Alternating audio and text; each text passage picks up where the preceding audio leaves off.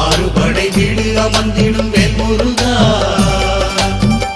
ஆதியந்தம் யாவும் கடந்தவன் ஞான வேலகுமரா திருமண கோலத்தை காணும் வேளையிலே மானுட தீவினை யாவுமே நீங்கிடுமே ஆறுபடை வீடு அமர்ந்திடும் வேல்முருகா ஆதியந்தம் யாவும் கடந்தவன் ஞான வேலகுமரா செங்கதிர் வேலா சங்கரி பாலா வள்ளிமயில் மணவாளா தஞ்சம் என்று உன்னை பணிந்தோம் தென்பழனி வடிவே